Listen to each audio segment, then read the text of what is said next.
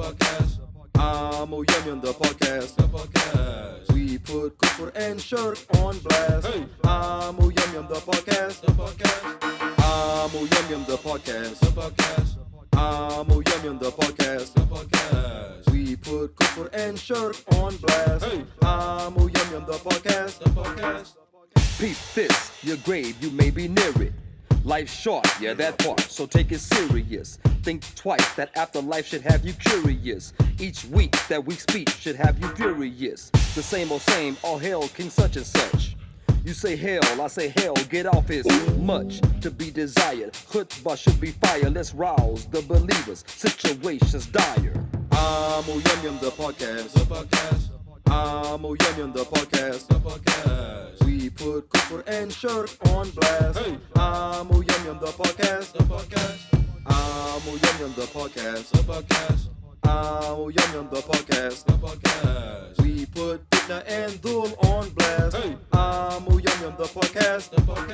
You claim Salafiyya, we follow the Salaf in understanding, but without the branding. Allah named us Muslim, with that we stay content. No division is titles, ego's a false idol. A mustard seed of kibba can land you in the fire. Plus that his beer is fueled by desires. Question, aren't y'all tired of divide and slaughter? May Allah grant us guidance. Shout out to the martyrs.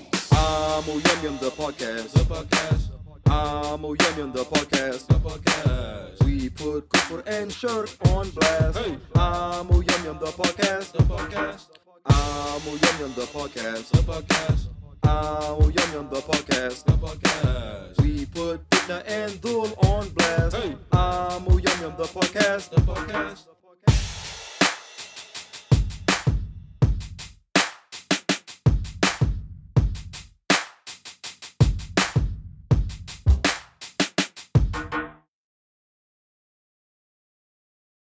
Amo Yum Yum the podcast. Amo Yum Yum the podcast. We put kufr and shirk on blast. Amo Yum Yum the podcast. Amo Yum Yum the podcast. Amo Yum Yum the podcast. We put kufr and shirk on blast. Amo Yum Yum the podcast.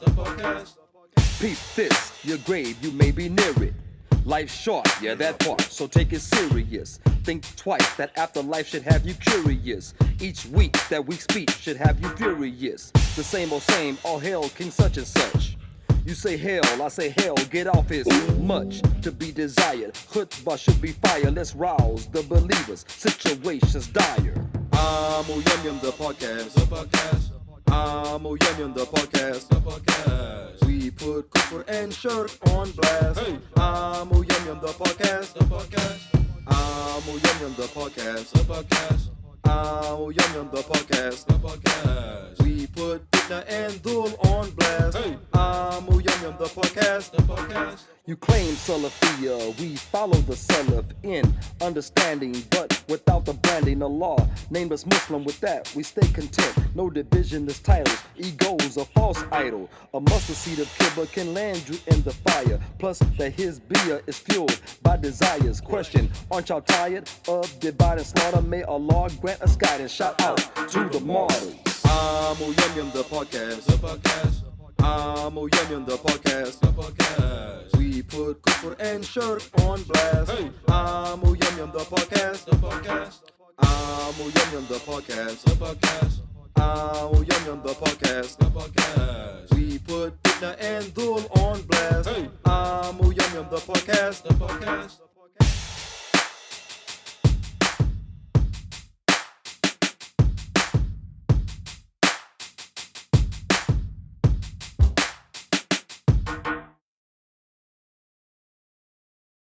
Amo Yum Yum the podcast.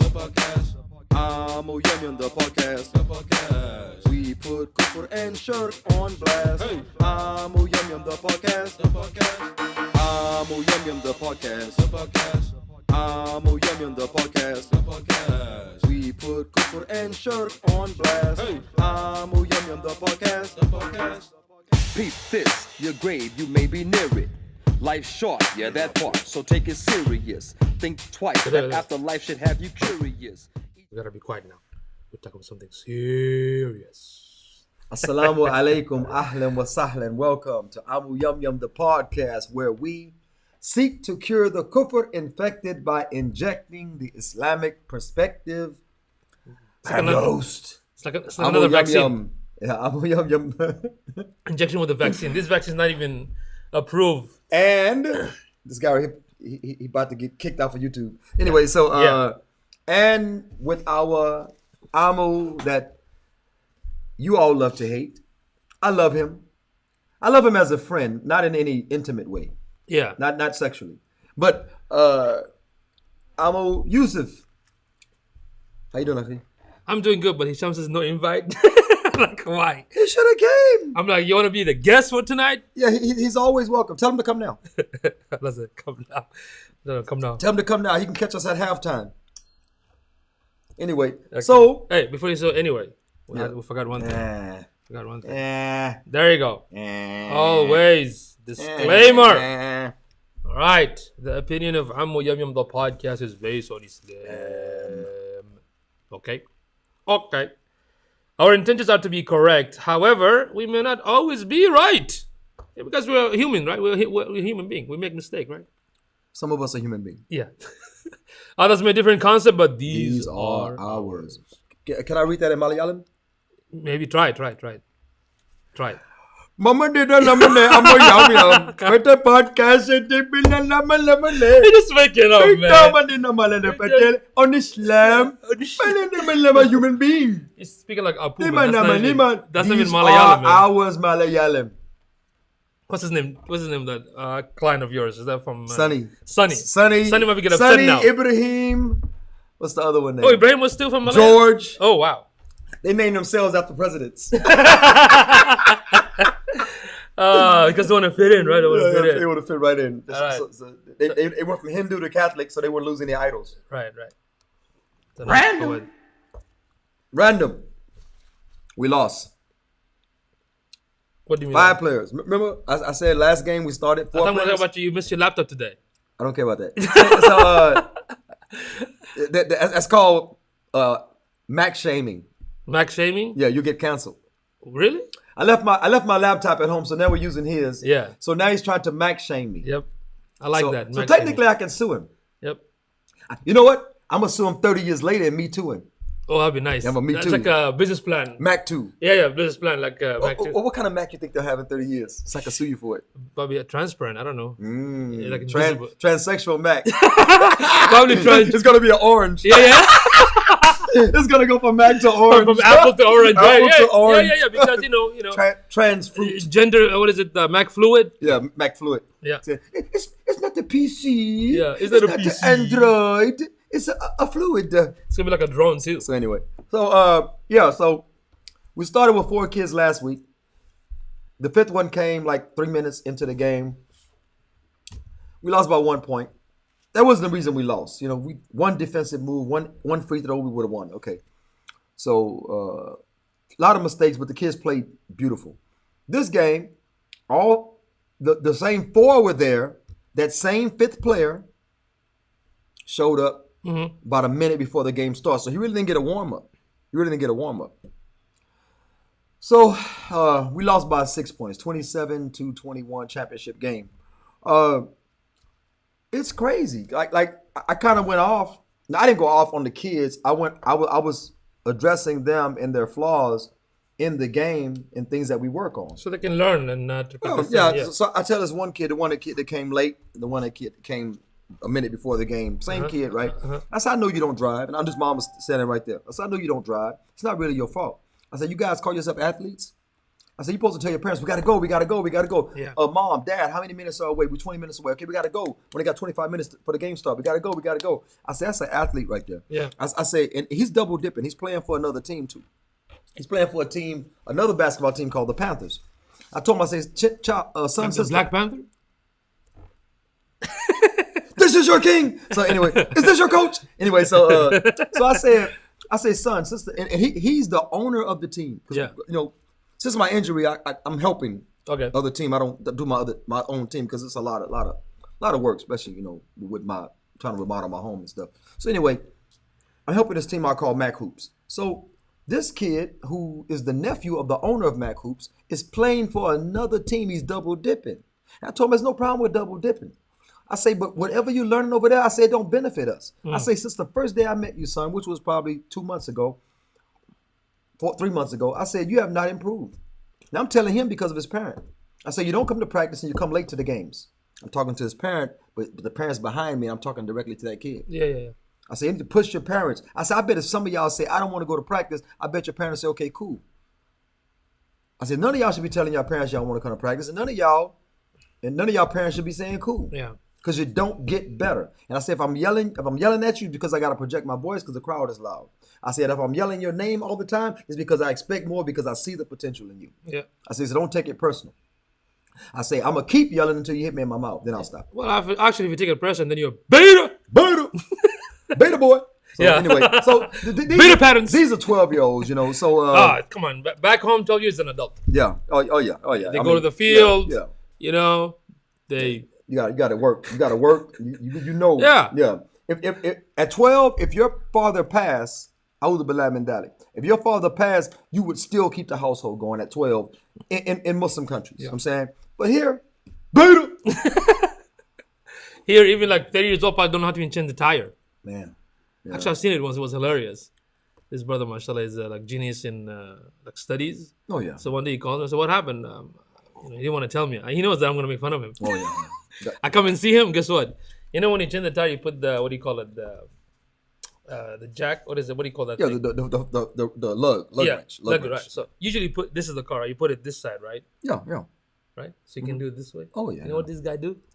He put his side inside. He put it inside the wheel like this. So I'm like, how you do this inside? Yeah, you know, it's look, I never in my life found instruction. I just saw comments. I just look at it. Okay, I'll figure it out, right?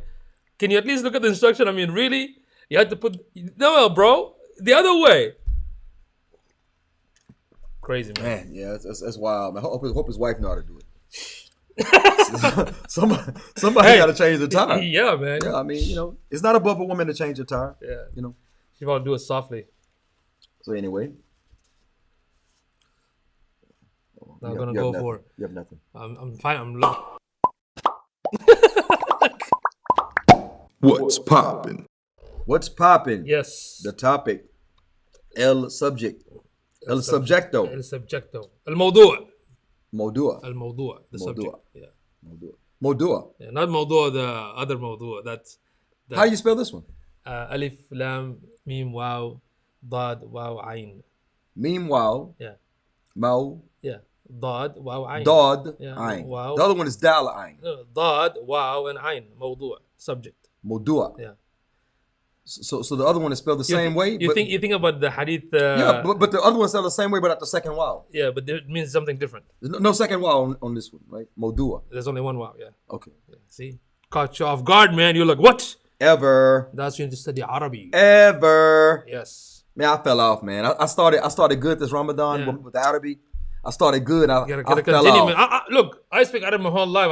I'm still learning it. What are you talking about? Of course, man. It's crazy. I still have to go back and read and because there are rules, and then there are certain words that outside the rule. You just gotta. And they also interject new words in the. Of course, because it's a living language. Yeah. It's a living language. It's alive. It's alive. Anyway. But this subject, I'm glad you picked it up because it's one of the most frustrating subjects that I come across. So we should talk about it. With who? Is it Negroes or? Yeah. But the people that I don't like. This is your king. This is your king. So anyway, the topic. What's popping? Hijrah versus relocation. Yeah. Yes. Okay. So. Say that again. Hijrah what? Versus relocation. Yeah. This is the best podcast here. Listen to it, baby. Listen to it, guys. Come on. So, after ruling 2/3 of the known world, after influencing even beyond that, you know, remember the Khilafah state was so powerful. If they did a play in France, we could veto the play. If they were making fun of the Rasul or his family or whatever, we could veto. Yeah. Stop that play, or we will send jihad, make jihad on you. And why? Do you know why they did that? Because at that time Islam had power. Like they had political power, they had military power. They also have economical power. So they used the power, and the countries around it, the Western modern country around it, knew it. You know what I mean? And they basically acted quickly based on the demand. You know what I mean? There's respect. So when you don't have that kind of like political, military, economical power, you're basically weak. You can't demand for anything. Translation. Went from alpha to beta. Yeah, it is. We went from alpha to beta. We did. Exactly. You see, I like this one. Beta! This one intellectual person from Kuwait. He's very well known in Kuwait. His name is Abdullah Nafisi. He was basically talking about, back in the 1930s and the 40s and 50s. He was basically saying that the Ummah, especially the Arab, that we are very emotional. We became very emotional. Like we don't want to put people under accountability, anything like that. Translation. Buffy Nibbles. Yes. Buffy Nibbles. Buffy Nibbles. Yes. Okay. So after ruling 2/3 of the known world and influencing beyond that, okay, our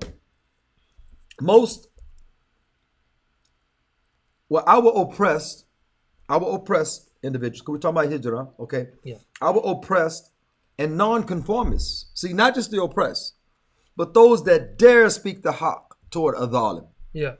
Those that dare speak the haqq toward oppression, okay? Those who, if killed doing so, receive the reward, or similar reward to Hamza, or radiallahu an, Malikul Shaheed. Yeah. So he's a master of the shuhada. Yeah. You know? أفضل الجهاد Yeah. كلمة حق in the Sultan in Jihad, the best of the jihad to speak the truth against an oppressive ruler. And kill for it. Yeah. And if you're killed for it, then you get the reward of the master of the martyrs. So the oppressed, after ruling 2/3 of the known world and influencing beyond that, the oppressed of us, the Uyghur Muslims, the Rohingya Muslims, the Muslims In Syria, everywhere, everywhere. every Somalia, single everywhere, place. yeah.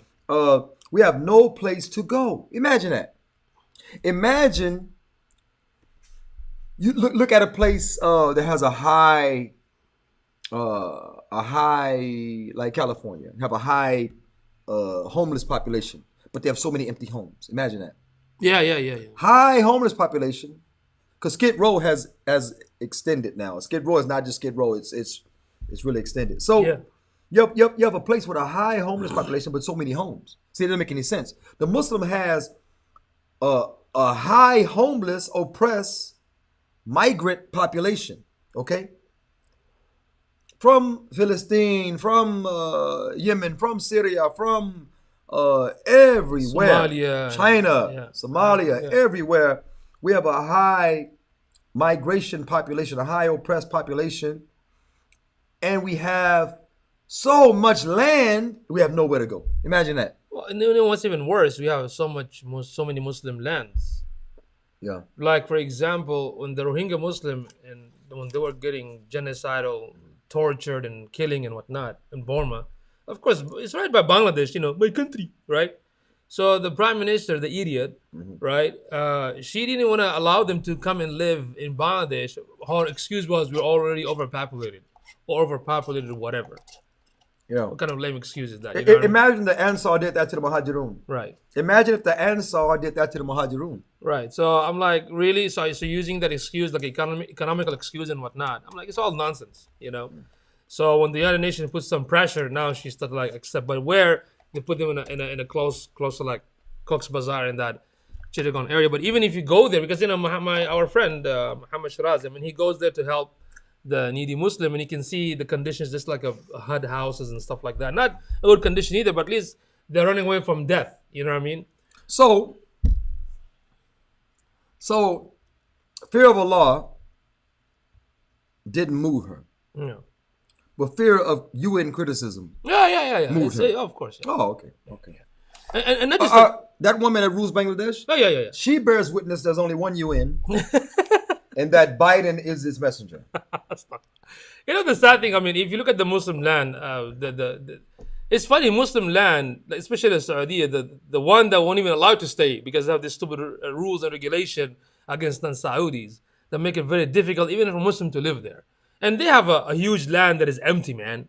SubhanAllah. You know, it's empty. Like Saudi, like a lot of places are empty. I mean, if they were smart, like how the American economist policies here, they actually look for smart people to bring them here. Yeah. Why? Intelligentsia. Intelligentsia to strengthen their economy, to strengthen their everything from military to leadership. They're smart. They know that they're gonna make the country strong.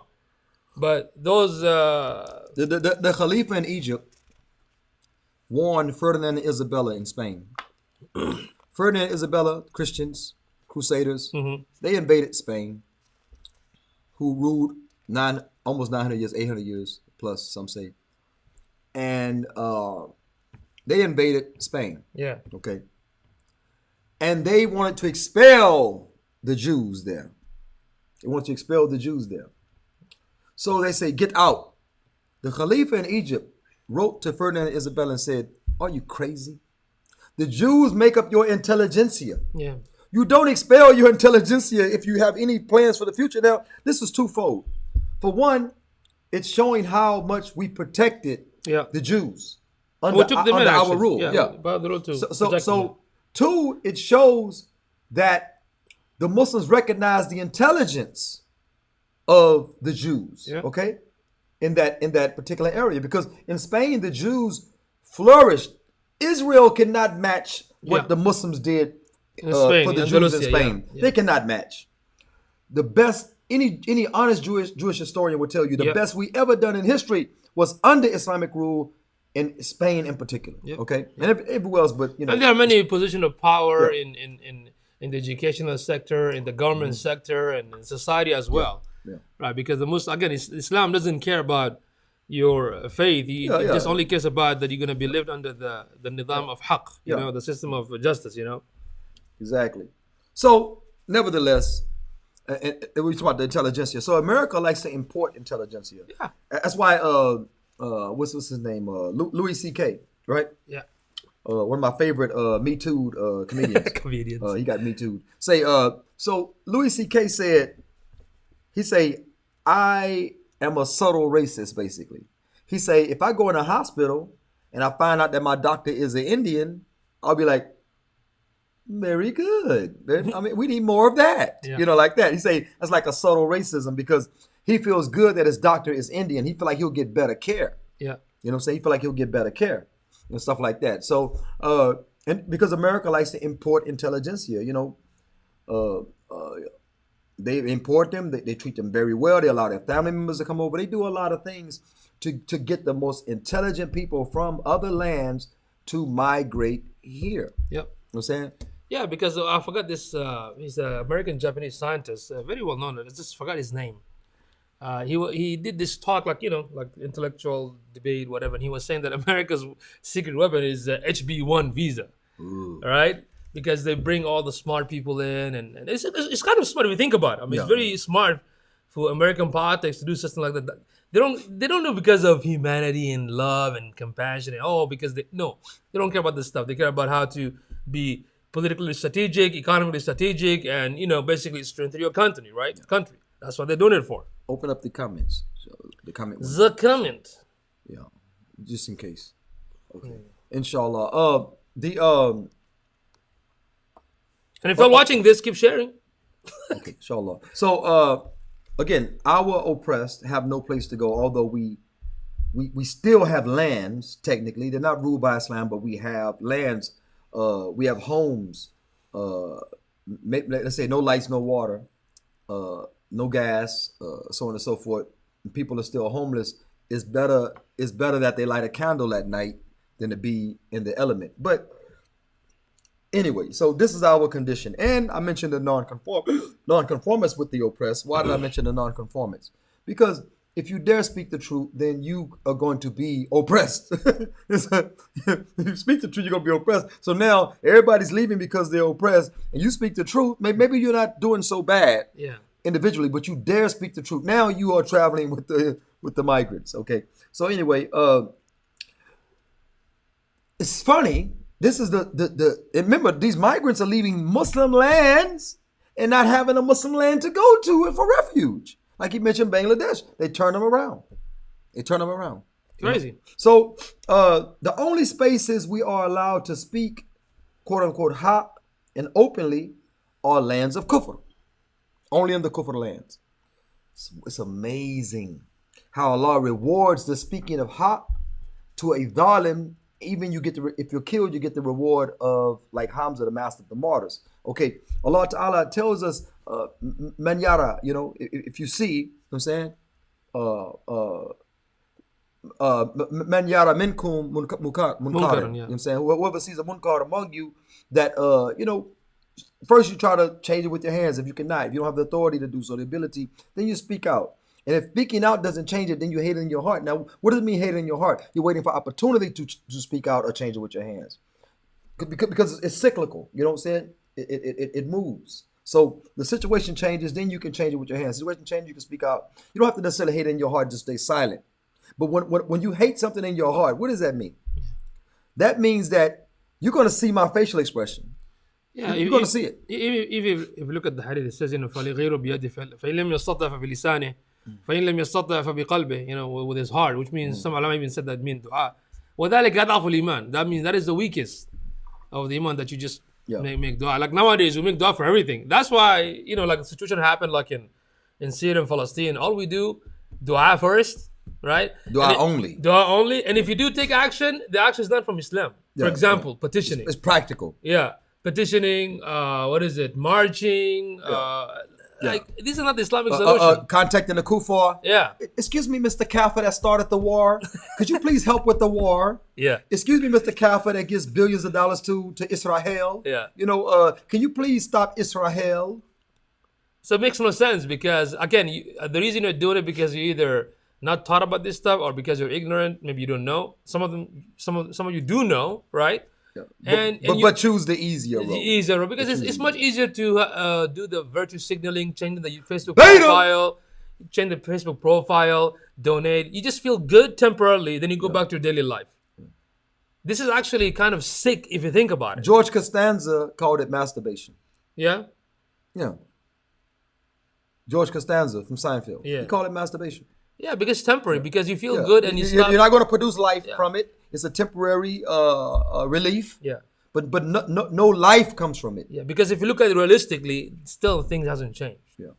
So the only spaces that we can speak openly against kufr are kufr places. Because you speak openly in Muslim lands, you're going to be killed, tortured, your family's going to be threatened, so on and so forth. So it's crazy. So the West becomes favorable by default. The Muslim is always talking about hijrah to the lands of Islam. People are leaving the lands of Islam because of oppression. Well, actually, I want to correct him on that one. You know why? Because there's no land of Islam nowadays. No. The lands where Islam once ruled. Once ruled, okay. Not. Because nowadays land of Muslimin. Yeah. Just again, because I should say the land of Muslims. Muslimin, yeah, the not land Islam. of Because Muslims. land of Islam don't Dawla exist. Muslimin. Yeah, Dawla Islam. I even tell a lot of non-Muslim when they ask me, even the professor at the university, when they ask me about this question, when they say Islamic countries, I tell them there is no Islamic country by the Islamic definition. There are Muslim countries. Muslim, yeah, exactly. Because in order for a country to be Islamic, that means it has to follow the rule of the Khilafah system, the Ahl al-Hal wal-Aqd, the Sharia, the external, internal affairs, foreign affairs, domestic. And all the judges, the rules, the check and balances within the Islamic Sharia, and the Ummah has to give bay'ah, and there's no nationalism, there's no border. Yeah. Right? That's an Islamic, but they don't exist. It doesn't exist. 1924 was the last one. That's it. Nowadays we have a nation state. Nation state that's been created by the colonists, by the musta'mirin. You know what's funny, man? Something just came to my mind. And I don't get a lot of thoughts, so bear with me. Anyway, so it's funny. Look at Muslim land versus Islamic land. Yeah. Dawla Islamiyah could have majority kuffar. Yeah. And still be the Dawla of Islam. Why? Yes. Because the rule is from the nizam Islam. is, Okay? The nizam is, the system is Islam. Yeah. Okay? Dawla Muslimin, a lot of Muslims would have to be majority Muslim. But a Dawla of Islam don't have to be majority Muslim. Think about that. Yeah. It's crazy. I just thought of that. And that's the only thought I'm going to have all week. That's wow. Yeah, that's true, so that's because crazy. in Medina, most of the population in Medina were not, actually, a lot of them were not Muslims. Yeah. But it was the first, Dawla Islamiyya in the history, right? So, but that's very ironic. It's true though, because when people say that, for example, oh, you cannot reestablish the system how it was, I'm like, well, actually, if that's if you true, had these, the if you had these, the man balls. Well, actually, if it's not possible, then why the enemies are fighting it day and night? Yeah. They know it strategically. Yeah. They know it. The intellectuals among the secular leadership or the Democrat or the communist, they know these are the power. They if they think it's not gonna come, No. why they're fighting it? Whether through media, movies, books, sending these agents. This is what I'm going to talk about. By default, Yeah. the dar of the kuffar, the land of the kuffar, the domain of the kuffar becomes the best place to live. It becomes the best place to live.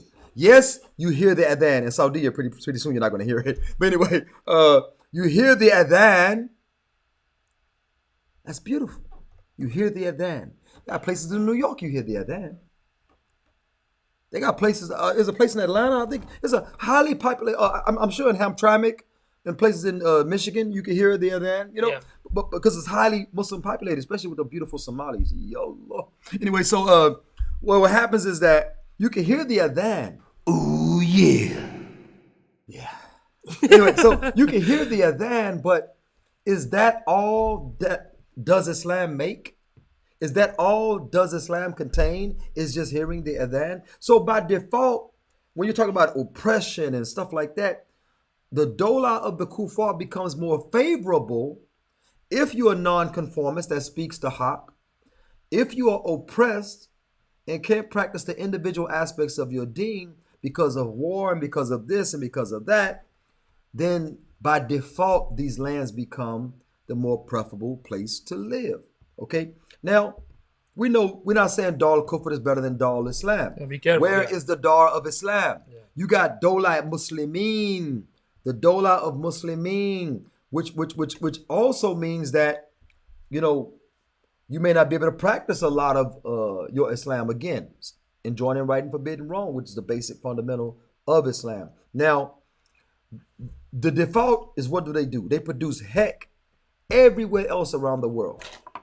America, Europe, so on and so forth. They produce heck all around the world. Not hell, heck, all around the world. And they make by default their place a place of refuge. I'm saying? So everybody's trying to get here. Everybody's trying to get here. To do what? The same thing you're going to do in Muslim countries. But they undermine the West, they undermine any effective revival. Any effective revival, they undermine it. So you're not going to do the revival here, which is part of what we do. You're not going to do the revival here. We're going to keep speaking the haqq until it catches on. This is something that we have to do, whether it's established here or not. 13 years in Mecca, Muhammad never established a dola in Mecca until he brought an army in, okay? So the dawah didn't take root in Mecca. It took root in Medina 13 years after the dawah began, okay? So that means we have to work here and make dua to Allah that Allah establishes it, but we're not trying to reestablish here. That's really stupid. Yeah, basically clean It's your really own. stupid. Basically clean your own house, which is back home. It's like being homeless but having a home. Yeah. I spoke about being homeless when there are houses. Yeah. I'm talking about I have a home. I bought my home, alhamdulillah, like 15 years ago. I bought my home. Allah blessed me with a home, laddered by, it's beautiful. MashaAllah. So I bought my home. Cash money, I own my home. Except for taxes, they'll take it from me. Anyway, capitalism. Which means you don't own it. Yeah, which means I don't own crap. Technically. You know what I'm saying? But I, in theory, own my home. Yeah. So what happened is that, let's say I come and I'm like, used to say, well, what's wrong, beta? And I say, I do that all the time. I get the beta face. Yeah. So I say, I'm homeless. You say, but you own a home. But I'm homeless. See, they got homeless people with homes that are unoccupied. I own a home, yet I'm homeless. This is the Muslims. Yeah. We own land. We own home. We own oil, gold, silver. A lot of resources, man. Resources. We own waterways. When you take Shahada, you become part owner. Forget Tesla stock. Forget Bitcoin. Forget Dogecoin. Forget that. When you take Shahada, you become part owner. But you don't have access to your home. You don't have access to your wealth. Why? Because you don't have these. I don't expect new Muslims. I expect new Muslims to have these, but really don't. They really don't take. Beta. I don't expect new Muslims to exercise these just yet until they learn their deen. But those that know the deen, especially the ulama, they have raisins. Yeah. And if you all put in the comment how many times we said beta at the end of the show, we'll send you one free T-shirt. I just made that up. Just send a free T-shirt.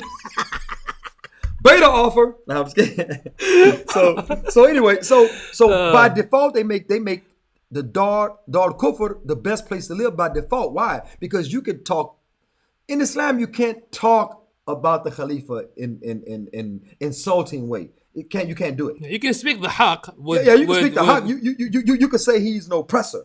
You can say he's a facet, but you can't say he has a head like Macy's Day balloon. You know, Thanksgiving Day balloon. You can't say he stinks. Yeah. You can't say you can only speak. You can speak in shady terms. Yeah. Okay. The shady dialogue. terms. The dialogue was always open with the Sahaba too. Yeah. He's an oppressor. So you can say that. Yeah. It's fine. Okay, but you can't say you can't call him orange man like Trump. You can't do this. You can't do that. You can't, like I say, sort of respectful way. So in America, you could talk bad about Isa alayhi salam, talk bad about Musa alayhi salam, talk bad about Allah subhanahu wa ta'ala.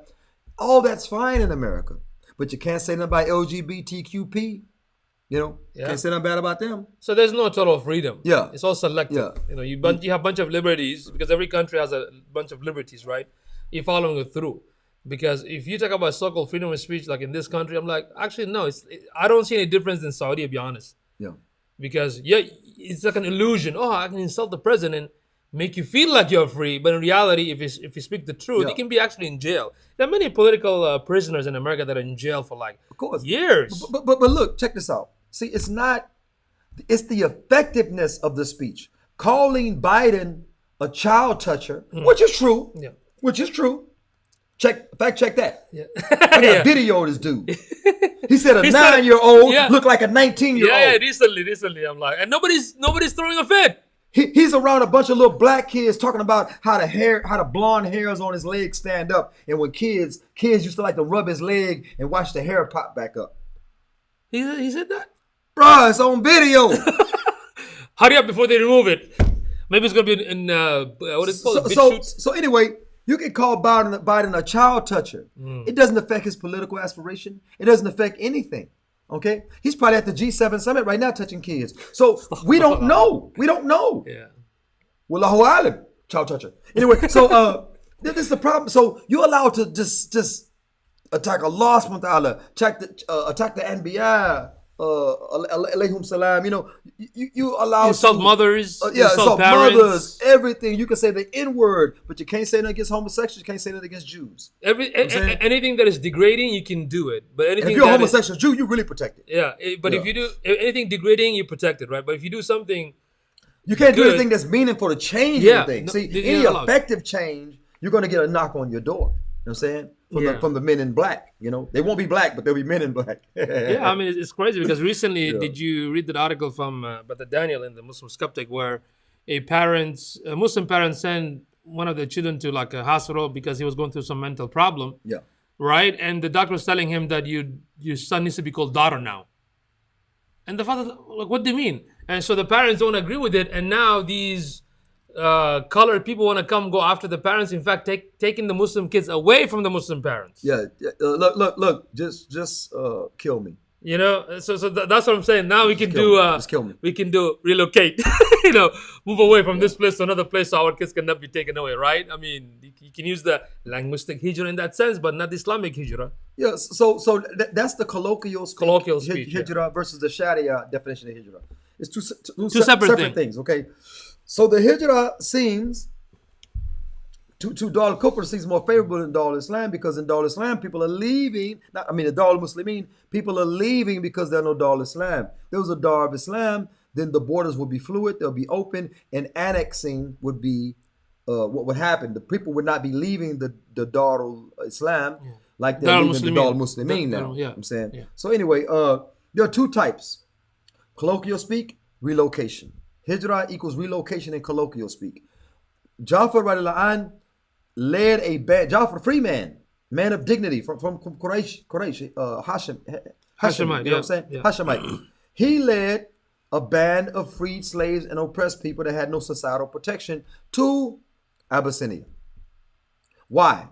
The wisdom of that is that the Negus would not believe that these people are just escaped ragtag slaves, but they have a dignified person leading them as an emir. So he's like, okay, this is serious. That's why he didn't turn them over to the Quraysh, because they were seeking asylum, basically, right? Yeah. Why? Because the basics of their deen they couldn't practice. By being Muslim, they were being tortured. We know about Bilal radiallahu anh having this tied down, face up in the hot sun with a heavy boulder on his chest, and you know the rock was hot. He refused to say, refused to kiss the idol, refused to swear by the idols in the Kaaba, Al-Lat, Al-Uzza, Al-Manat. He refused. Yeah, he said he would only say Ahad, Ahad. And it's amazing, while he was doing that, he was actually trolling the Quraysh. Oh, yeah, trolling. He was trolling them. That was the first troll. Yes. First troll, basically. He was really, subhanAllah, with that. He was trolling.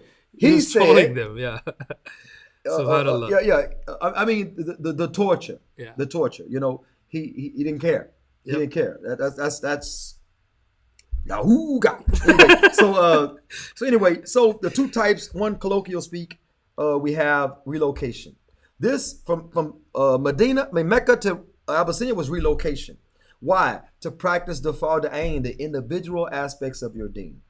The bare minimum, praying, fasting, so on and so forth, they were allowed to do so in Abyssinia. But if you notice, no masajid, no madrasa, no adhan, no Jum'ah. Not in Abyssinia. Not even a Jum'ah. Notice that. But when they made the Sharia definition of Hijrah, which is to leave a land that does not rule by Islam to a land that rules by Islam. That's why our calendar began. Our Hijri calendar begins. That's when the first adhan called public. That's when the first madrasa, the madrasa was built. The first masjid was built, so on and so forth. So this is what we are talking about. We're not talking about the colloquial speaker Hijrah, because Hijrah is being done colloquially, relocation. You know, okay, Sharia-wise, Hijrah is to leave a land that does not rule by Islam to a land that rules by Islam. Now we're going to argue and say that Saudi rules by Islam. It doesn't. Bruh, sister, whatever. Dumb. Don't be dumb. They don't rule by Islam. They don't make jihad against the kuffar. They don't fight for the oppressed. They only kill Muslims. They joined the Israel army to do airstrikes on Muslims. You say, but those are bad Muslims. Good Jew? Wow. Good Zionists? That what you're telling me? They joined the good Zionists to bomb Did you give dawah? Where's the dawah? You made dua. Where's the dawah? Yeah, because in order for a so-called place to be Darul Islam, the Ummah has to give bay'ah, right? And the Amir has to be sound, what do you call it? Mature. Adil, just, mature. Also sane, masculine. Masculine. Yeah, mature. Can't be beta. Male. Yeah, can't be male. I'll be masculine. You know, it's funny. The siyasiyun, the Islamic politicians, the good people, right? The only good people we have really in this ummah right now. I'm not saying individually. Yeah, you pray and fast, keep doing it. So anyway, I'm talking about the people that actually calling for the reestablishment of Khilafah. The siyasiyun says that they were talking about the disqualifications of a Khalifa, and it's funny because they say if he ever does a sex change. You can't become a male can't become a female. Yeah. I don't care what y'all say. Counsel me, baby. Yeah, anyway, a man can't become a woman is biologically impossible. A woman can't become a man. Biologically impossible. Yeah, because the DNA is still the same. Yeah, male DNA. It's only the deception. Khud'a, it's the deception. Yeah. He looks like a woman. She looks like a man. Yeah. It's the deception. Okay. So anyway, with this being said, they say if the Khalifa does the surgery even, you know, if he does the surgery even, then he will be disqualified. I find that very funny, but it's an actual relevant topic these days. Yeah, so you have to have those conditions. Then of course there's supposed to be no nationalism, and the interest is for the ummah. You know what I'm saying? In order for so-called an Islamic, nowadays they call it country, to be Islamic, you have to have all these rules. But none of them follow. All of them follow secular rules, and in fact, most of them were actually being put directly or indirectly through the colonists, through the West. Yeah, yeah. Right? Like, I'm talking about imposed. When I say the West, I'm talking about like British, Italy, German, all those guys, back in the day. Go back to the history, study the history, read exactly what happened. You'd be surprised that whatever was planned back then is still, keep going. Execute. Like the Sheikh said, keep going. Keep going. Keep going. Keep going. Keep going, right? Okay. So we have we had some talking about relocating to the land, the Dar Muslimin. Living among Muslims would be better than living among Yes, we're not kuffar. denying that. Okay. I mean, I've been told okay. yeah. But if you are an alpha moving just because there are a lot of Muslims there, some of the places they got halal wings in strip joints in Detroit. What? Yeah. What? Because the Muslim, the guy that cook in the strip club is a Muslim. Oh, okay. So you got halal wings in a strip club. Wow. Okay. So you get chlamydia and wings in the same place. Okay. So this is the problem. This is very kind of like I'm gonna have a brain fart or concussion. The highest populated Muslim places in America have. Look at Philly. Oh, look at New York. Look at New Jersey. Look at Baltimore. Yeah. Look at Detroit. Look at. It's funny because when I used to watch all these American movies, how they make fun of the Islam and the Muslim and how Muslim are like them. Now I realize that so they actually looked at the reality of the Muslim in the West, how they behave, and they just put in the movie. I think. Yeah. Because I couldn't believe it when you tell me stories about like Muslim and Philly and that area. Art imitating life. They're doing stuff like, I just find it hard to believe because, I mean, I'm not saying these sort of things don't exist in Muslim land, but again, when it comes compared to numbers, it's few or rare versus. I'm gonna give you a prime example. Here, I'm gonna ask him without even. Yeah. Okay. Here, we see 4 guys, no thobes, whatever. 4 guys with regular clothes, nice beards, sitting on the corner, drinking, smoking. Okay, are they Muslim or not? Smoking like what? Like regular smoke? Well, just smoking, drinking. They drinking. Smoking. 4 guys, big beards, wearing regular clothes. Okay, I wouldn't know. you don't know. Yeah. See, in Philly, they'd be Muslim. Really? Here, we would assume they're kuffar. Yeah, automatically. Because Muslims don't hang out like that. Right. Here. There, you might get robbed. Like, Salaam alaikum. Walaikum salam. I mean, Are you serious? I mean, they regular niggas. You see them on the Facebook, dude. They're regular niggas. These are, regular N-words. Oh. They just regular dudes that happen to say they're Muslim. Look at Freeway. Look at Beanie Siegel. Yeah, I'm having a Look at hard these time. people. I'm like having a hard time like trying to like understand. I'm really proud of new Muslims like Kyrie Irving and Stephen Jackson, who just became Muslim and still trying to. Stephen Jackson still talking about karma. He said the man upstairs the other day.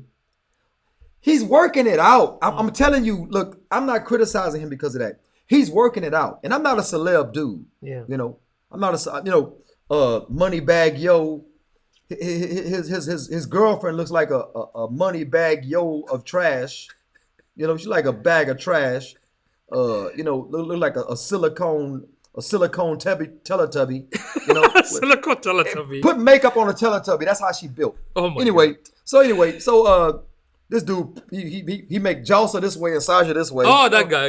Yeah. So what's another one? Kevin Gates at the Dajjal head, at the Dajjal face. And Muslim are like, they're like. But Kyrie and Stephen Jackson, new Muslims, and they trying to work it out. And I'm proud of them because they in the public eye and they have a consciousness. Even though they're not, he was given Shahada by some saved Negroes, Stephen Jackson was. Okay. So he's gonna have to work it out. They're gonna have to teach him about karma, teach him about this, teach him about that.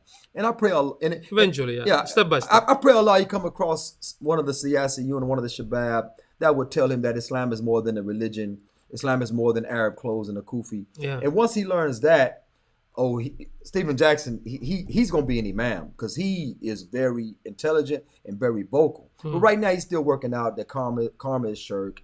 He's still working that out, that there's no man upstairs unless that's somebody living above you in an apartment. You know what I'm saying? So he's working that out. And one of the proudest moments is that he was talking and he cursed. He said the S word, and then he said, Astaghfirullah, I'm trying to quit cursing. See, Alhamdulillah. See, that's self-correction. You know, that's Self-awareness, yeah. Nafsin jawama. You know, nafsin lawama. Yeah, nafsin lawama. So anyway, it's beautiful. I like that. Even though he's a celeb, and I'm not big on celebs, I don't follow him, anything like that. Okay, now this is the issue. So we got some pathetic attempts. Has to be pathetic. Oh, pathetic. Pathetic attempts of a system-in-system relocation, or Hijrah as they call it, by the Al-Fuqara community, the impoverished. You had the Ansar Allah community, who Imam Isa was leading, who was exposed, refuted or whatever. And this is in America? They changed their name to the Black Hebrew Israelites. I think it became the Black Hebrews. Really? Yeah, they totally left Islam and became something else because they were clearly not Muslim. Their concepts, whatever. But these are people that buy huge tracts of land. They put these mobile homes. They build homes on these big pieces of land. They put a gate in front of it. And they say, we are away from the kuffar. What happens in those lands? I married a woman from that community. Yeah, when somebody commit a crime, who are you going to call? Well, Ghostbusters? when it's something strange. Who are you going to call? The Dawla of Islam. Yeah. Say, now anyway, so what happened was, a lot of times the teens and the adults act worse than the people outside the gate. Because you can't have a system within a system. Yeah. All it takes is one kid to say 911. Yep. You ain't got to open your gate. They're going to ram it with a tank. These police got military tanks. Oh, yeah. Okay, they got military arsenal. Yeah. Okay. They got grenade launchers. Okay. They can land a helicopter on your land. You ain't got no gate to stop no helicopter. It's kind of delusional, actually. In fact, there was really one guy was saying even more delusional thing, like, how about buying a land island somewhere and establish it there? I'm like, man, you're watching too much cartoon. Yeah. You got to get with the program. You got to be realistic, man. Yeah. You know what I mean? So this, you can't have a system in the system. Yeah. Any one of your kids, they say, Dad, I want to put the double in the bubble. And you say, no double in bubble until marriage. You say, 911. Yeah. I want to put double in bubble. Let him put the double in the helicopter. Let him put the double in the bubble. You can put your double in my bubble. Astaghfirullah, man. You can put your double in my bubble. This is America. Stop it, dude. Stop it. This is the PG. PG. This is the best Muslim community. Yeah. This is PG. Give it to me, baby. PG below 12 rated show. So anyway. So you have to put that. Oh yeah. Oh come on, man. You can't have a system within a system. Ooh yeah. You can't have a system within a system. Okay. Oh my God. 911 cancels all of your Islamic aspirations. You can walk around wearing Arab clothes. You can have daughters. Darus. You can have the Ta'aleem. You can have all of this stuff. All it takes is for one child to call the police. It takes one wife to say she oppressed. Yeah. It takes one beta male to call the police. I think I'm gay, and then you're gonna, they're gonna destroy your whole community. I'm gay, and they trying to kick me out the gate. I'm walking around, and I like the imam. He don't like me back, So anyway, you got all of that happening, right? Oh man. You can't have a system in a system. You got to have sovereignty. Sovereignty is not by a gated community. You know how many gated communities there are with better, quote unquote, neighborhoods? All the pedophiles move inside the gate. And it's gated. So the police can still go inside there. Ask Floyd Mayweather. Ask these other celebrities. His wife called and said she was being abused, and the police went inside. You know what I'm saying? So you can't have a system within a system. And if you're not politically aware and you think you can, then keep doing it. Yeah. Keep doing those failed attempts to avoid the ultimate Islamic solution. Yeah, I mean, even what do you call it? What is it, CPS? Child Protective Services? Yeah. They can even take your kids away. Child pedophile services. All right, seriously. Then what are you going to do? Take your child from your home and put them with some pedophiles. Yeah. Then what's going to happen then? You see? Yeah. So, I mean, in a way, yes, economically, you have a lot of opportunities in this land, yes, but when it comes to like moral values and It's not there. When it comes talking about the family dean's lifestyle is actually very challenging too. So there've been attempts in the past. Yeah. Okay. Modern day aspirations. They got modern day aspirations, right? People are making colloquial hijrah, relocation. Okay, they're doing so for knowledge. I know a brother, he left. Yeah. He went through Turkey to get to Mauritania. I think he's in Mauritania. I'm not sure if he ever left Turkey. Because I was giving out some zakat to the fitr, and he was like, "Oh, my family needs it," and I say, "Well, what is your condition?" The fuqara, you got the masakin, stuff like that. I say, "What is your condition?" He said, "Well, I made hijrah for knowledge." I said, "Well, there's no." He said, "Well, that falls on a fi sabilillah." Actually, fi sabilillah means jihad. In the Sharia term, when Allah gives the 8 categories, fi sabilillah means jihad. And he had a point. I say, if your family needs it, say your family needs it. Don't say hijrah and all this other stuff because you conflating. Again, using the term not in its Yeah. يعني استخدم الكلمة في غير موضعها. That means you use the word not in its own place. Yeah. You can say I just moved to gain knowledge. I went to pursue education, Islamic education. You can say that. And my family's in need. Yeah, that's it. So Yeah. So anyway, the modern day aspirations again is knowledge. I'm gonna make hijrah for knowledge. Well, I don't think Turkey is a secular It's government. a country. Yeah. Before France banned the hijab, Turkey did. Yeah. Hijrah, give me a break, dude. Yeah. Give me a break. So if you go to Turkey for knowledge, you're going to teach you how to make a turkey, how to bake a turkey.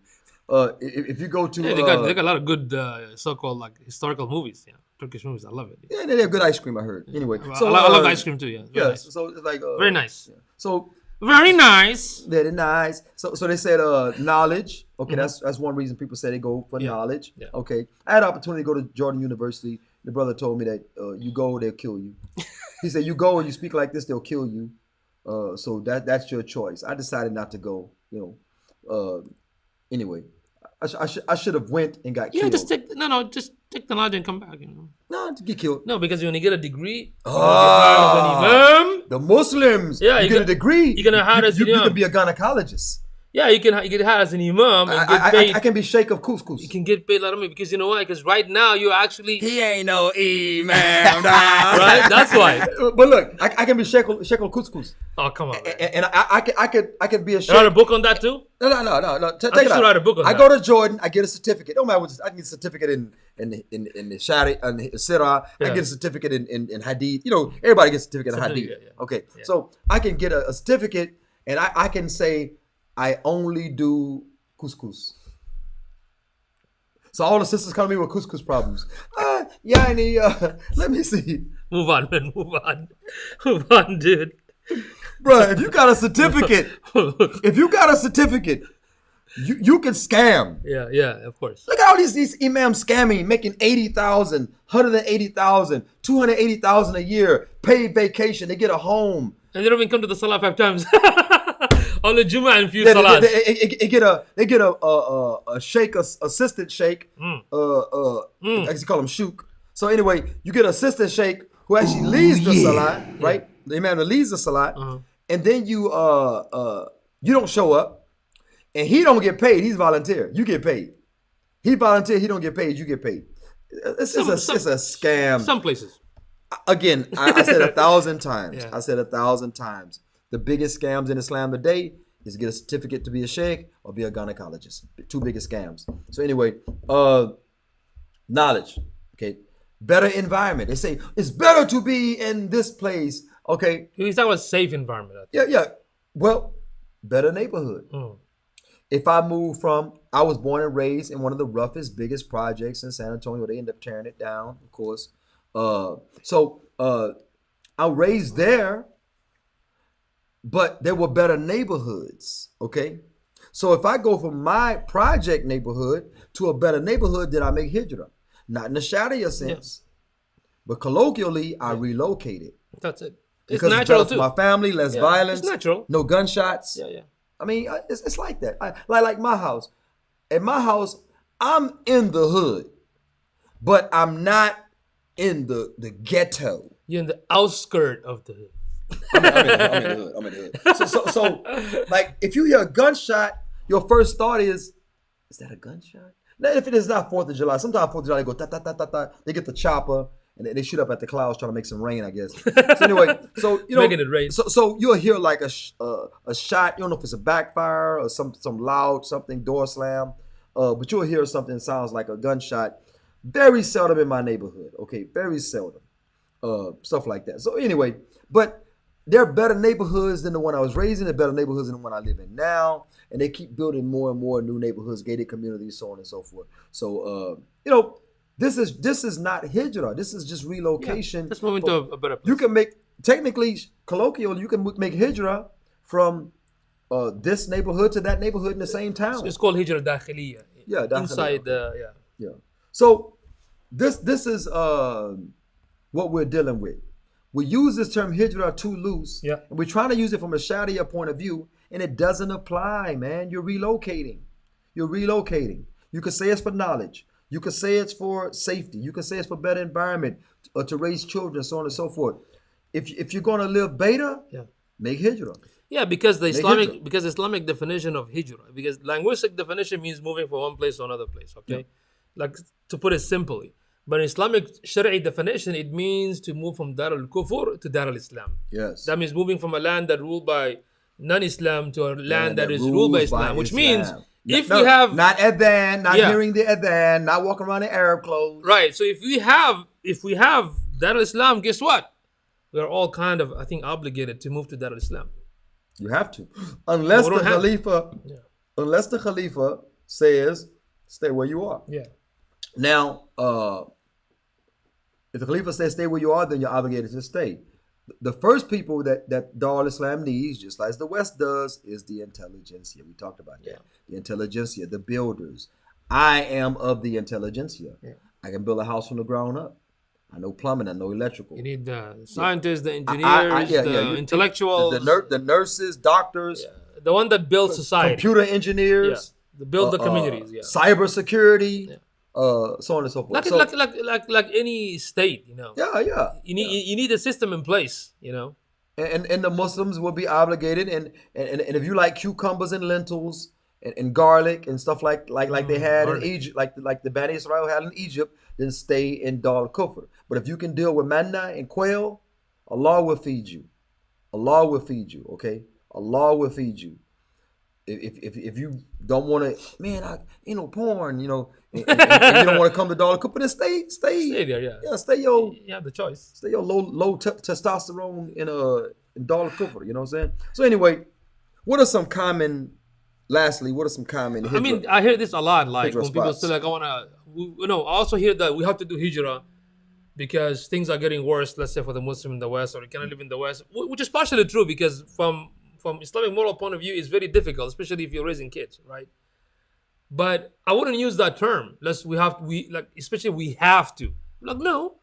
I mean, there's no fard for you to move from one place to another because that term, again, if you're going to move to Malaysia, Indonesia, or Muslim land, okay, I understand why, because for the sake of the children, the family, and to live in that, like, that neighborhood is Muslim environment, right? Yeah, then you can do it. But don't call it hijrah. Yeah. Call it, I'm going to migrate, I'm going to move to a different state. Because I know, mashallah, some brothers, like, way back in 95, a couple of brothers, mashallah, I know one of them that moved to Egypt a long time ago. Then he came back and took his mom and moved there, right? He took his wife there too, and mashallah, he has, I think, probably like 3 wives and a lot of kids, and alhamdulillah, happy and everything. And now, because of the situation in, when the Arab Spring happened, remember, in Egypt, because of the situation, he was still good, but I would say before the pandemic a few years ago, like around 2018 or something like that, now he, mashallah, moved to Malaysia, bought a nice, awesome house and everything, because he's a businessman as well. But he's moving because just like, not because Egypt wasn't good for him, but like, kind of look at another opportunity. Because he's a businessman too. You have to think like business too, like going to different place. He would rather be with Muslim than like, I mean, he's born and raised here in America, so stuff like that. I know some people, in fact, I have a couple of non-Muslim clients that actually live in Bali and Malaysia, in Thailand, because from business point of view, like the tax benefit and stuff like that, they're thinking like smart, right? I mean, they have investment here, investment back there, but they use other dunya reason to live there. And some of the non-Muslim tell me that they love. Was that the Paul brothers, Logan Paul and Oh, Jake and Logan. they live in Cuba, right? Cuba. Also Puerto Rico, I think. Was it Puerto Rico? I don't think it's Puerto Rico. It's a place. They're in trouble because they videoed themselves driving down a beach in a Jeep, and they have these turtles, these sea turtles that are endangered. Oh, okay. And you can kill them and it was actually during their mating season, so they're laying eggs under the sand, so they can be fined up to $100,000 for what they did. Yeah. So anyway, these guys moved, and Logan Paul said they moved because of tax reasons. See? They make every minute. They make, is it $10,000 something dollars every minute? Wow. So 10,000 something every minute on YouTube. On YouTube. Yeah. And they said that the $100,000 fine, they need 8 minutes or so many seconds to pay it on YouTube. Yeah. They say every time they upload 8 minutes and certain seconds, they make $100,000. It's crazy, right? So Yes. so just piggybacking off what you said. Yeah, for they go taxes they move. Yeah. For taxes, another reason, they move, yeah.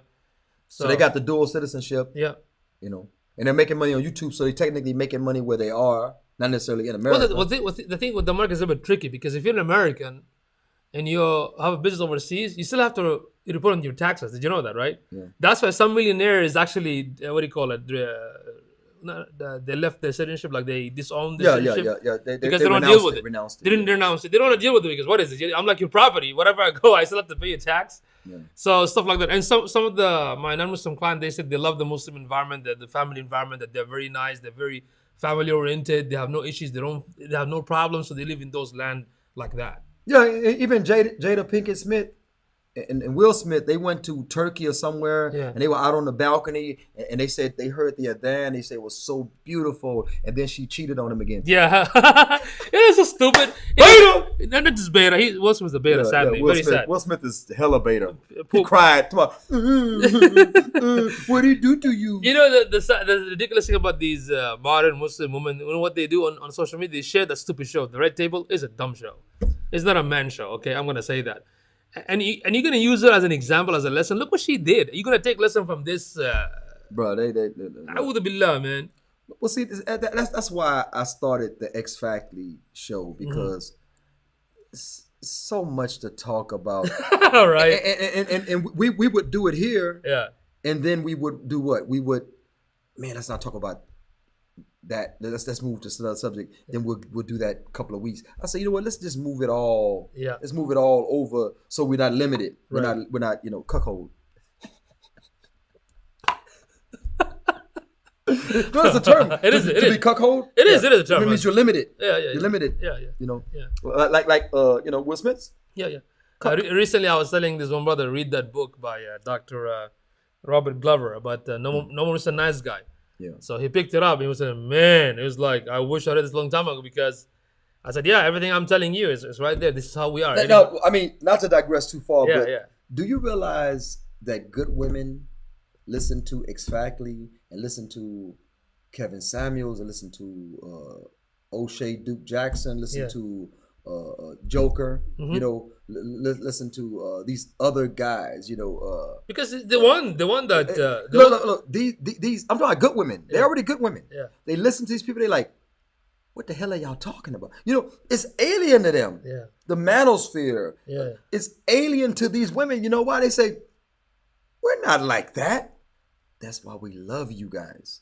They're not like that, but they're listening. But they got to understand that men have been beat down and traumatized to reach that point. But I don't want to go too far into that. But even Judge Brown, you know, from that show, he talked about it in detail. That was he's a good. deep. Should check out that podcast by what's his name, Kwame Brown, yeah. and Judge Brown. Check it out. It's very Man, that's so interesting beautiful. stuff. Matter of fact, I gotta upload something from them. Yeah. But anyway, make sure you give them a credit. Common Hijrah spots, like they say, Turkey. Turkey was the first one to ban hijab. Saudi. Ban hijab before Right. France did. Yeah. Even Tunisia, they also banned. Yeah. Of course. You know, beta. So anyway, so what happened was, Make sure you count that word. then they say Saudi. Why? Because you can hear the. Now they're lowering the volume on it. Oh, now you can't even hear the salah. You can hear the salat That sucks. outside the masjid. You can hear it. You gotta be inside like. The man be up there mumbling yum yum yum yum. Anyway, so the point is that Another common hijrah spot, Mauritania, Fusha, Arabia, Yes. Fusha, you know, stuff like that. You know, beautiful, beautiful Yes. place. Lots of knowledge there. I think that's Sufi, isn't it? Don't you like Sufi? There are some, not all, but there are some segment like in Because Hamza Yusuf. Oh, yeah. Hamza Yusuf Your learned favorite there. sheikh. Yeah, and he's hella Sufi. This nigga. Man, like before 9/11, he was on fire. No, he was beta the whole time. He was- After 9/11, he became people, like people talk. You know, Yeah. it's like the dog. There was a video of a dog. Yeah. Another dog was outside the gate, and that dog said, "Row, row, He opened the row." gate The and dog in the gate. They opened it. They opened the gate. Right. This dog ran behind the gate and kept barking. Then they opened the gate, and he came with the gate, bark, bark, bark, bark, bark. When that gate Got was quiet. open, that dog didn't Quiet. say nothing. Yeah, You know what I'm got saying? quiet. And this is how a lot of people are. You know, they bark, bark, bark when the heat is up. cowardice. I mean, I'm not the bravest person. Yeah. I'm not the strongest to this, to that. Weak. But I've been interrogated by the three-letter organizations. Only three? I get interrogated when I fly back into U.S. airspace. I haven't flown US airspace, I haven't wow. flown domestic or foreign in a few years, but I'm sure the interrogation's still there. My passport is marked rejected out of London. I'm sure when I get my plane ticket, it's coded. You know, I know about all that. So, and this because I refuse to let the three-letter organization give a speech after Jummah. Nope, that ain't happening. I'm not on my watch. I'd rather die. Literally, I'd rather die.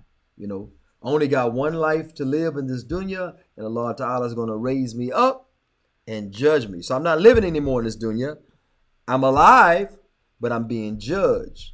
So you're gonna for the die like a Kevin Hart? I'd rather die. Did he say that? Yeah, in a joke. I never heard him say that. I'd rather die. You know, Okay. I think of a movie. I think. Okay, but anyway, yeah. So this is, they got a lot of common hijrah spots. None of them ruled by Islam. So basically, you're relocating. You're relocating for knowledge. You're relocating for Economy, better environment. better environment, You're better relocating for, I guess, economy. I guess, you know. And some of them, they have no choice, like in wars, like in Syria and Iraq and Somalia. You know, these are like the so-called religious organization and the political organization that actually bring those. Like they bomb the place and they bring them here too. You know. Yeah. And so there are many other factors that people also migrate. It's not their choice. Some like in what happened in Syria and in Iraq and those torn countries, it's not their choice to migrate. They just have to flee. You know what I mean? Yeah, it's forced. It's forced. Yeah. It's a forced relocation. Yeah, there's a You're not forced necessarily relocation. going to a place that's better. You're going to another place. Yeah. You're going to another place. And it's pretty sad. Some people, like some Muslims, like, you know, you heard the stories like they come from Syria where they get bombed, but they go to Germany, or they come, you know, Western country, and they also get bullied there or killed there. You know, sad. You know what's really sad? Mm. Was it Yemen? Is it Yemeni or Syrian? The young Muslim boys Yeah. forced into homosexuality. Allahu Akbar. They got these tourists that go. They relocated to Turkey. They relocated to some other place, and they got these are older white guys. I'll say it. These older white guys who say, "I'll give you this much money if you do this and that to me, or allow me to do this and that to you." And these young Muslim boys, young Arab and Desi boys, are forced. Now you say, "I'd rather die," but whatever, Well, man. you know the They condition, don't yeah. understand the deen. They haven't lived under the deen. They're living under capitalistic societies that pretend to be Muslim. So they're being propositioned for, and they say we don't like it. This is, but we're feeding our families. We're feeding ourselves and our families. These guys are homeless, and these older white tourists are going over there saying, "Hey, look, put your double in my bubber, or let me put my mubber on your double, you know, Like that. and slubber, You know, May Allah, I mean, a'udhu billahi min may Allah dhalik, destroy them, man. May Allah destroy these filthy kuffar. May Allah Ta'ala leave the ummah.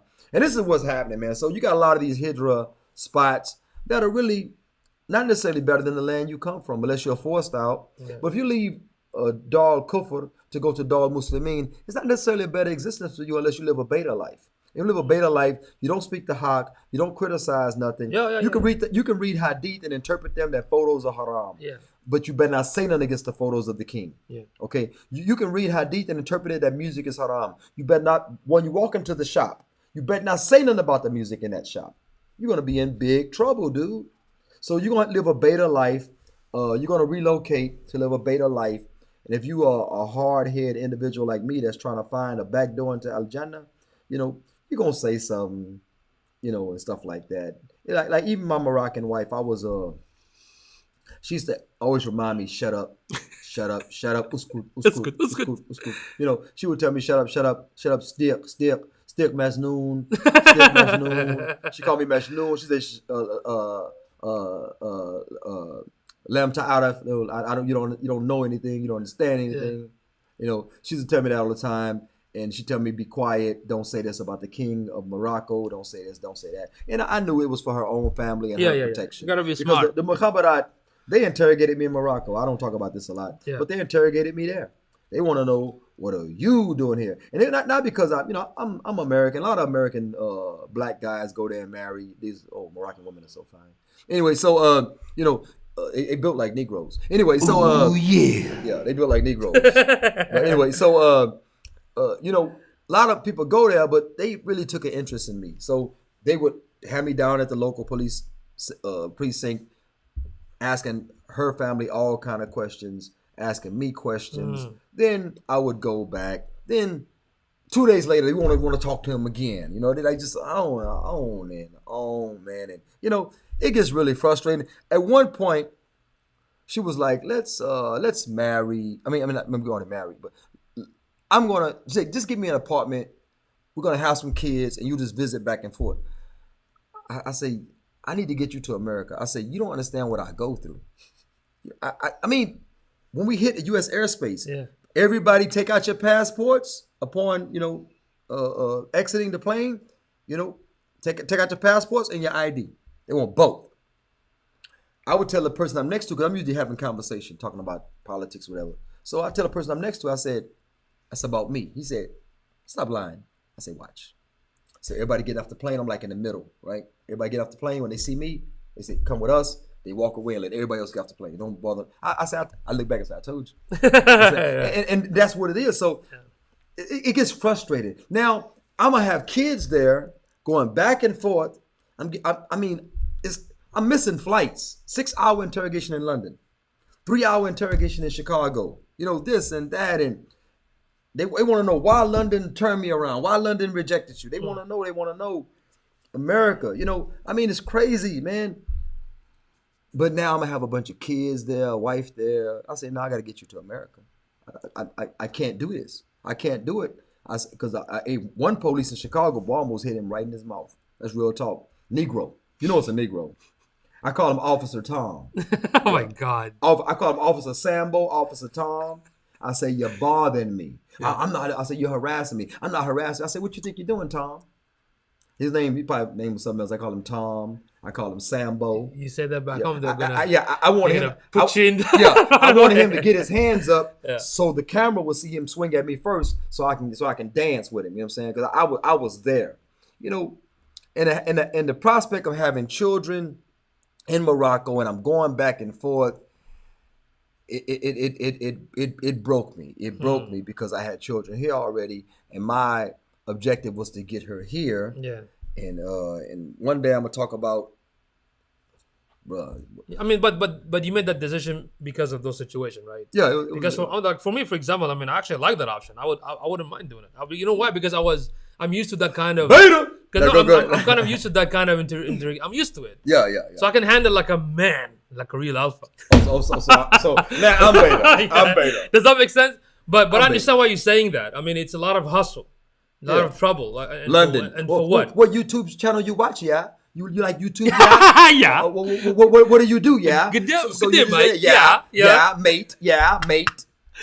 Would you like a cup of tea? Bungalow Bigelow, whatever they say in what do they call it? What's that?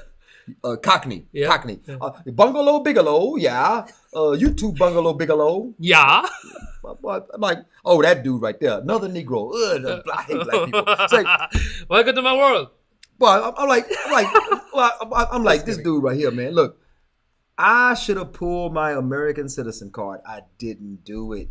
I thought after 6 hours they were gonna let me through. It doesn't They matter, didn't man. Let me through, man. I should have pulled my. I'm an American citizen. I demand to speak. Now to you're the gonna use embassy. American citizen. I demand to speak. Yeah. Hey, look. Al Harbu Khuda. Yeah. I know. Al Harbu Khuda. You know. Hey, it's available. Take it to advantage, right? Yeah. So, I mean, it's better than what they did. It cost me over $1,000, bro. They turned me around, sent me back to Chicago, had to buy a whole new ticket. How many times did you go there, like in Morocco? How many times did you go back and forth? It's only once or twice. Technically 3, but 2. Really 2. Yeah. And you still had to go through all that, even. I mean, it was. Yeah. Yeah. Well, that's why when some brother says like, "Oh, I can go and live in the Muslim land," I'm like, really, bro? You used to your whole life here. Yeah, I mean, if you ain't doing nothing with your life, Yeah. I mean, if You gotta be ready. If you one of those du'as, you only make du'a. Go. Because, like, for example, like when I go to Mecca, for example, I see all these Muslims come to Umrah and they're complaining. I'm like, oh, subhanAllah, because you're used to that easy lifestyle. There, you want to learn about patience? Go to Umrah. Do Hajj. Yeah. Then you'll be tested. Yeah. And I thank Allah so much because that's why I'm like kind of chill sometimes when all this crazy. Because, look, I'm used to it. You know? Does that make sense? But some of the brothers here, they're not used to that lifestyle. So when they go overseas, that's the first complaint they make. Man, I'm waiting online. I don't know. Okay, calm down. This is different. You need to do a show about what you went through to get here. Would you explain? Oh, to me? yeah. I mean, you're talking about perseverance, sabr. Yeah. Like the definition of sabr. I'm like, it's crazy. You know what I'm saying? It's crazy. But mashallah, I like hearing the story. It's really, really impressive. Yeah. You people have no idea. You're living too comfortable. Do you remember back in the day? Man, I miss Mazal Luqman. Like some of the brothers used to talk about, hardship, and I look at their car, they have like the spinning wheel, Alpine, Kenwood, living in. I said, Akhi, in Bangladesh, you're like a king. Stop complaining. That's what my father-in-law in Morocco stop said. complaining, man. He said, Sdiq Ghani. Ghani, yes. He said, Anta Ghani. Yeah. I said, I'm ليس غني, أنا فقير. You know, I'm not rich. I'm poor, whatever. I'm Huh? poor. Yes. He said, في أمريكا. Yeah. He said, أنت فقير. Yeah. He said, مغرب. وهو هنا. I mean وهن. He said, وهن. هنا أنت غني. He said, أنت غني. You know, he said, you're rich here. You're rich here. You know why? Because I don't know what he made. He used to like load the dock and do some other stuff like graveyard shift. Wow. I don't know what he made, but I would always give him money. You know, Ashrun. Wow, You know, nice. just and I think that was a lot for him. Oh, yeah, of course. I would give him Ashrun. You know, just like I don't know if I told you, when I was in Bangladesh for 3 years, I used to work at this fast food place 7 days straight for 3 years. yeah. My salary was, let me see. I think it was like $20 a month or something like that. Okay, let me calculate that, man. Well, you know, I worked at McDonald's for $3.35 an hour, and I bought a car. No. You know how I bought a car? Oh, I walked from the projects all the way there. yeah. Maybe a couple miles, right? Mile and a half, couple miles, whatever. I walked there. Yeah.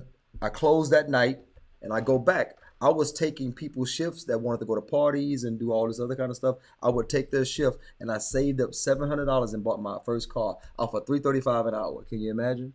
And while I'm saving up, I was staying with my sister. Yeah. I was just 17, 16, 17. And I was staying with my sister, and this is America, right? So this one minimum wage was $3.35. Yeah. So I'm staying with my sister, and she would need something sometimes. So I say, take from that. Then my older sister, the one that took Shahada before she passed away, my older sister would say, I would leave money with her, say, save my money. So I would have like 200 with her, and she'll be like, I'm gonna put your money back, but I use $20 for. I said, no, don't worry about it, keep it. You know, so I was doing that, but I was still saving. Subhanallah. You know how much? And I bought a car. Subhanallah. You know how much I made? How much? $35 a month. Baller. And I worked 7 days a week, no day off, for 3 years. How many hours? Okay, so I work from, let's say, from 10 to 4 or 5, then come back from 8 to 11. Subhanallah. That's how much that is a month. Man. Okay, alhamdulillah, right? That's why when I see people in this country complain about how much you're making, I make like $18,000, not enough. I'm looking at him like, what the hell? Yeah. When I moved to San Antonio in 2002, I had a wife and a son, my stepson, right? And I was the only one who's working. I like $8 an hour, and I was able to have a car and take care of them.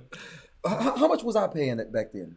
I think I was paying 8. yeah, I was paying 8 cash. yeah. I think I was paying- But it's still, I was mean, paying 8 cash. I mean, we figured out ways, Yeah. you know. I mean, there's something called necessity and there's something called like miscellaneous, right? Yes, most of the time we do the necessity first. He forgot he used to work for me. Yeah. He forgot. Briefly, but Yeah, you know, well, I did with you. I also worked with Abu Yusuf, Yeah, Abdullah with the security camera. Yeah. There was a time I had I worked for him too. Yeah, it's funny because there was a time I had 3 jobs, y'all. 3 jobs. Like with FedEx and the security installation company with Abu Yusuf. Yeah. And what do you call it? Negro construction. Yeah, yeah, it was. Niggas construction, right? Niggas. Yeah, and with the time owner. Wallahi, it's amazing because I Yeah. have to take care of family, right? So, look at my schedule. I go to work at FedEx, my schedule from 3 to 7 in the morning. Then after 7, I go to time owner like 8 to 5. Then from 6 to like sometime, you know how we Muslim we sometimes don't even have hours, right? Sometimes till midnight, sometimes till like 10. I did that for a year, man. Make sense? Then after that, I had to stop. In fact, now I wouldn't say the time owners don't that continue, but the other 2 I had to like stop because sometimes making a lot of money is not worth it if your health and the family not getting your attention is not worth it. Make sense? But Yeah. but the point is, his health went way down at one point. oh my yeah, And then he went on this all organic diet. Yeah. He started walking and reading about Yeah. food additives, and all that kind of stuff. And he slimmed down. I mean, I would greet him with salam alaikum, but I would say, right? But so when some brothers say like, I'm confused. Even in Saudi, there are some brothers like make like let's say 8,000 riyal a month, which is actually it's actually good money, right? Yeah. But they live with their parents, Yeah. so they don't have a lot of bills, and yet they complain. I don't understand that. I'm like how do you manage money? Y'all need to freaking take like a class on how to finance 101 or something like that, right? So there's a way. If in America, if you notice, a lot of folks, Muslim or non-Muslim, they actually live beyond their means. Have you noticed? Yeah. Like they live beyond their means. If you don't, there's something called. It's not about you should or should have. It's supposed to be like what I must and must not. Like when it comes to like how do you run your finance? You know what I mean? Yeah. But exactly. but I get not to brag anything like that, but sometimes I get confused when somebody make that much money and they're not married and they complain. I'm like, man, you have something wrong. Maybe you spend too much. In fact, what's his name? Ahmed. He used to be manager at Walmart for like 15 years, right? He used to tell me. Yeah, I forgot about that. Yeah, he used to tell me, and mashallah, he used to make good money, mashallah, right? He used to tell me that there was this one dude, like always broke every month and begging Ahmed for like help and money and stuff like that. And I'm like, look, I know how much you get paid, and you're single. Why are you like poor every month? Are you paying to your grandma, your family, somebody like? They said no, I just buy PlayStation games. He wastes all his money on games and junk and broke. Anyway, back to the Hijrah. All right. We digressed. Alhamdulillah. So anyway, that's basically it. We need to stop calling it Hijrah and call it relocation. There's a colloquial aspect of Hijrah when you're leaving from one place to another to practice individual aspects of your deen, to improve in knowledge, to move to a better environment, better neighborhood. You can do a Hijrah within a colloquial Hijrah, right? A relocation right within the same town in which you live. Yeah. You can move from the west side to the east side. East side, west side, north side, south side. You can move, and that is a colloquial Hijrah, better to be called relocation. Yeah. Now, Sharia Hijrah is the lesser of them, is a relocation where you're leaving to practice the individual, the fardul ain, individual aspects of your deen. The big Hijrah, the Sharia Hijrah, is what? To leave from a place that does not rule by Islam to a place that implements Islam, that protects the Muslims and carries Islam to other nations. Their internal and external affairs, foreign and domestic, are from, they give sovereignty to the Sharia. Okay. And that is what we're talking about. So I know y'all not gonna stop saying, I'm making Hijrah, you know. I know y'all not. Some of y'all go from Walmart to shopping at Kroger or Right. y'all go from Sam's Club to Costco and say, I'm in Hijrah to Costco, you know. So we're not gonna stop your language, you know, even though Allah says Kulu qawlan sadida, you know, say a word straight to the point, don't beat around the bush. Learn the Arabic language, but use it to its proper, you know. Because you're watering down. It become loose. Then if you left a land where your family was eating and being taken care of to go seek knowledge, and now your family is struggling, then what kind of hijrah is that? And not just that, because you're actually making the value of the language deteriorated, because it's not the original meaning. You're slangy. You're doing too much slang. Yeah. So what happens? It fades away. So that's why language is very, very important. So especially when it comes to the ahkam shari'iyya, Islamic text, you gotta define words foremost linguistically, then the Islamic definition, so you can get an ID behind it. Yeah, because no both. Yeah, like in every culture, like if you say the Chinese or Japanese and African, it has a culture behind it. So you have to understand what it means, right? And use it for its right purpose. Because the moment we're just kind of throwing it left and right, it becomes like urf, becomes like a habit. It becomes like a ada. It's not gonna be something that has an actual meaning to it. You know what I mean? This is the issue that I face when I discuss and talk to anybody. I always go back to the language, like, what do you exactly mean by this? Even in English, like, what do you mean by this word? Yeah, exactly. You know, not just in Arabic, but even in English. Because sometimes we use word, we tend to mean one thing, but we mean something else, right? So that's why language is very important. So stop using that. If you just want to move to a Muslim land for better life, alhamdulillah, just say, inshallah, I'm moving there and khalas. Don't abuse that word, because sometimes it's like some Muslims don't know. Some, they do know, but they don't know the actual definition. Like, they think they know, but they don't, right? Exactly. So, moving past that. Okay, what's the... Shaking my Muslim head. Shaking my Muslim head. Mm. Something that's current, okay? Brother posted that one woman is enough for me, such and such. Okay. You know, Good for you. my wife is, you know, da. She's all that, and a bag of chips, you know, or whatever he said. Matter of fact, Jabba. let me get the direct quote. I'm gonna get the direct quote from his post. He says, "I don't want more than one wife, honestly. Once you get something solid, you don't want to risk something good by being ungrateful or greedy. Okay? But to each his own, and may whatever you choose be blessed." Okay. So you know, of course, I commented. I said, "Beta." What about all the other comments? They were like supporting it? Oh, mostly from sisters, I guess. Yeah, mashallah. Oh yeah, I knew it. Yeah. But then one sister said, "You can't say this is a gift from Allah." Right. You know? Mashallah. Yeah, mashallah. So she was on point. Very, very, very rare. One sister said, "Sounds like my Zoj. I want a co-wife. So what you gonna do is sisters wants a co-wife, tell her no." Okay. Another one said, "It's not being greedy, akhi." It's another sister, mashallah. At one point, not being greedy, akhi. Allah allowed this, mashallah. Yeah, good sister, mashallah, man. They say this. Oh, mashallah. Look, before me, somebody said this is a very inappropriate way of talking about sunnah. Mashallah. So it wasn't just me. There is a hope. What? They don't comment on his. Yeah. They start attacking me. Hey, there is a hope. There's a hope. There are grooming out there. Mashallah. There's a good sister out there. There's a hope. And then one brother said, "I felt I'm a one-woman man anyway." Beta.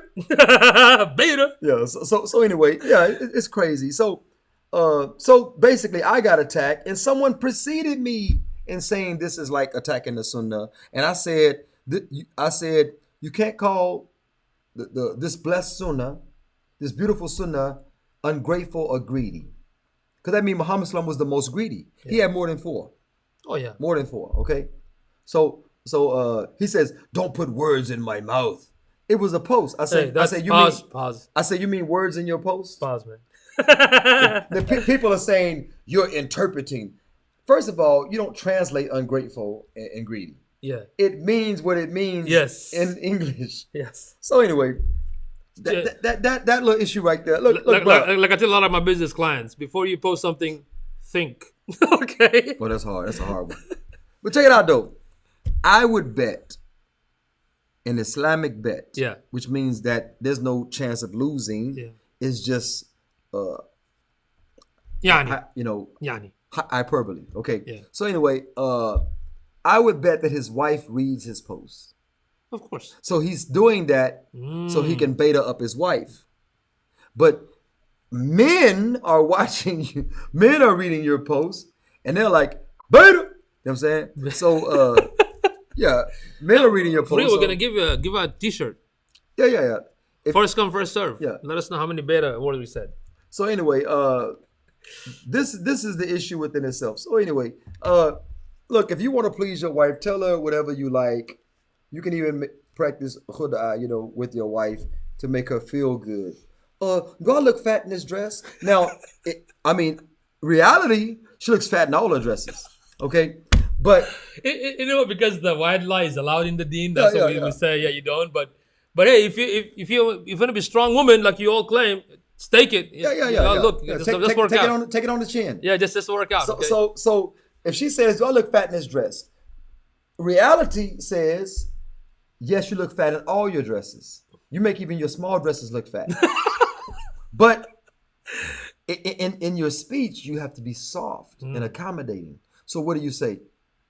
Babe, all that you are, I love it.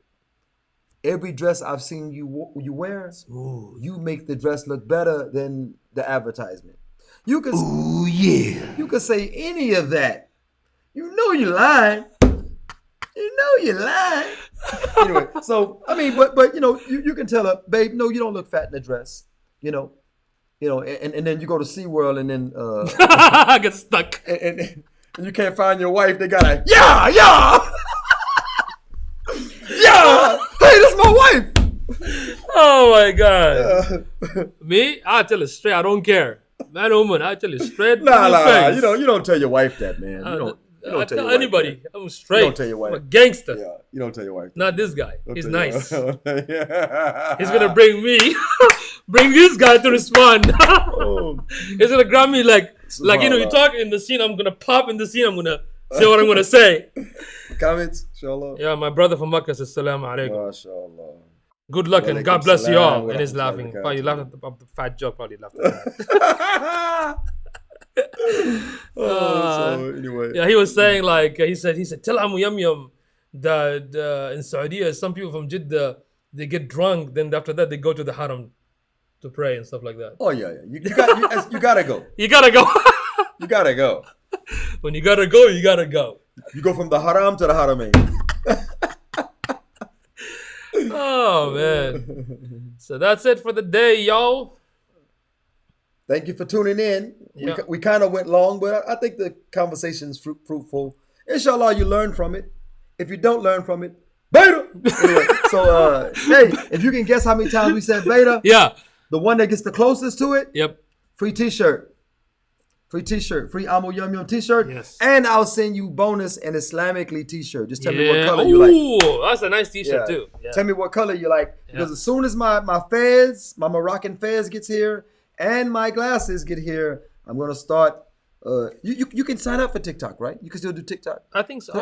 Trump kind of went hard on China for TikTok, but if you can sign up for TikTok, I got Triller. I see a lot of ads. I got Triller. I'm gonna do TikTok, but the best thing to do is the Facebook stories, man. I know. You can get some stuff out like that. You can get some course. out there. So I'm gonna start my Islamically blogs. You gotta use those clips and put on the stories. Yeah, get my Islamically blogs. There's so much content out. I'm gonna be doing current events, celebrity, music, not music from me. I'm talking about the music industry. I'm gonna compare everything to Islam, because Islam is our viewpoint of life. I'm gonna compare everything to Islam. It's called Islamically. It's to be lighthearted. It's gonna be really, really short, maybe less than a minute. You know what I'm saying? I might twerk a little bit. I don't know. I don't know. Pause, man. I don't want to see that. I don't know. Oh my God, I want to see that. You say, Well, how you gonna do that? How you gonna do that? How you gonna do it with your construction tools? No. Check it out. They're gonna Bob say, the Builder? they're gonna say, Subhanallah, you seen that Negro Imam? He said, Draco, soldier. He made it clap. He ain't no imam, dog. instead of the builder, you're gonna be you're gonna be like Sadiq the builder twerking with the friggin' With the hammer. electric. Oh, this is like Tesla hammer, He right? has a jackhammer. Yes. Well, that has been Amo Sadiq and Amo Yusuf, the Amo you love to hate. For Amo Yum Yum the podcast. Assalamu alaikum wa rahmatullahi wa barakatuh.